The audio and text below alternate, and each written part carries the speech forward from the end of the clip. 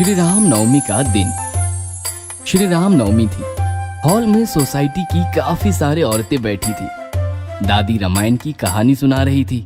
तो इस प्रकार राम लल्ला, माता सीता और भ्राता लक्ष्मण के साथ अयोध्या लौटे और अयोध्या नगरी में राम राज्य शुरू हुआ। इसी के साथ रामायण कथा का यह अंतिम अध्याय समाप्त होता है। बोलो श्री रामचंद्र की जय, बजरंगबली की जय। इसके बाद श्री राम प्रतिमा का आशीष लेकर सारी औरतें अपने अपने घर निकल गई और गट्टू और चिंकी हॉल में बातें करने लगी। मैं भी प्रभु श्री राम से प्रभावित हो गया हूँ। उनकी तरह मैं भी एक आदर्श बेटा बनूंगा। हाँ हाँ, मैं भी आदर्श बेटी बनूंगी। पापा को दिए हुए सारे प्रॉमिस पूरे करूंगी। फिर दोनों कार्टून देखने बैठ गए और देखते देखते कार्टून में खो गए। तभी पापा आए और दोनों को कार्टून देखता देखकर बोले, गट्टू चिंकी, कार्टून बाद में देखना बेटा। मैंने उस दिन तुम्हें वो पीले कलर की फाइल रखने को दी थी ना, वो फाइल लेकर नीचे आओ। हमारे ऑफिस का एक पियोन आएगा, उसे दे देना। मैं एक जरूरी काम से बाहर जा रहा हूँ। पापा, पियोन अंकल कब तक आएंगे? यही 15 मिनट में आ जाएगा। ऑफिस से निकला है अभी अभी। ठीक है पापा, जैसे ही कार्टून में ब्रेक आएगा हम फाइल लेकर नीचे चले जाएंगे। प्रॉमिस? प्रॉमिस। पापा बाहर चले गए और गट्टू चिंकी फिर से कार्टून में खो गए। देखते देखते आधा घंटा बीत गया। दोनों फाइल वाली बात भूल गए थे और कार्टून एंजॉय कर रहे थे। तभी टी पॉय पर रखा मम्मी का मोबाइल बजने लगा, लेकिन दोनों कार्टून में इतने खोए थे कि मोबाइल पर किसी ने ध्यान ही नहीं दिया। अरे, मम्मी का मोबाइल बज रहा है। छोड़ो, मौसी का कॉल होगा। मम्मी को बताएंगे तो वो टीवी बंद करवाएगी और घंटा भर बात करती रहेगी। मोबाइल छोड़ो, तुम कार्टून देखो। इस प्रकार दोनों मोबाइल को नजरअंदाज करके फिर से कार्टून में खो गए। 15 मिनट बीत गए और अचानक टीवी बंद हो गया। गट्टू चिंकी ने देखा पापा स्विच के पास काफी गुस्से में खड़े थे।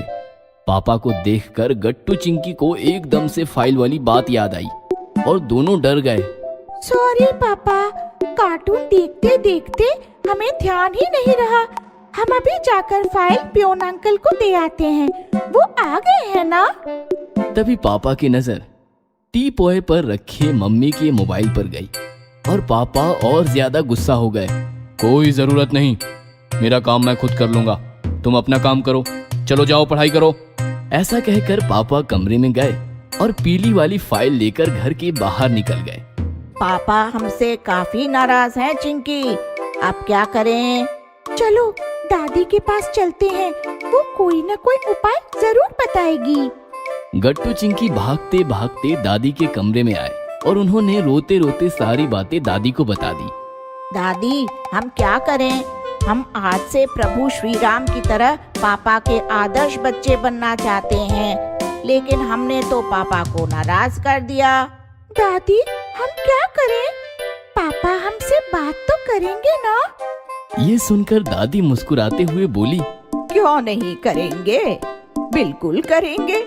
फाइल जैसी छोटी बात को लेकर पापा तुमसे ज्यादा देर गुस्सा थोड़ी रह सकते हैं।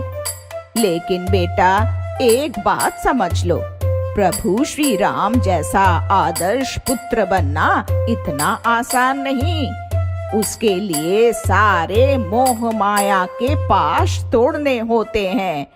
प्रभु श्री राम सारे सुख चैन और राजसी ऐश्वर्य त्याग कर केवल अपने पिता के वचन के खातिर हंसते हंसते वनवास चले गए और तुम पिता को दिया हुआ प्रॉमिस पूरा करने के लिए कार्टून का एपिसोड भी नहीं त्याग सके। और इधर पापा कमरे के बाहर खड़े खड़े सारी बातें सुन रहे थे। दादी की बात खत्म होते ही वो अंदर आकर बोले, इतना ही नहीं माँ, पियून गेट के बाहर था, फाइल नहीं पहुंची तो उसने मुझे कॉल किया। मैं अपना जरूरी काम छोड़कर इनकी मम्मी को कॉल करता रहा। इनकी मम्मी का मोबाइल इनके सामने टी पॉय पर ही था।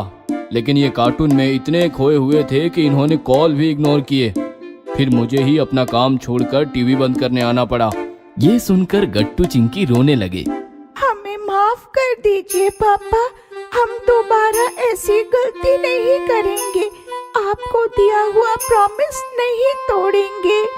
आज हमें समझ आया प्रभु श्री राम ने प्रॉमिस पूरा करने के लिए कितना बड़ा त्याग किया था। हम श्री राम तो नहीं बन पाए, लेकिन एक अच्छा बेटा और बेटी बनने का प्रयास जरूर करेंगे। सॉरी पापा।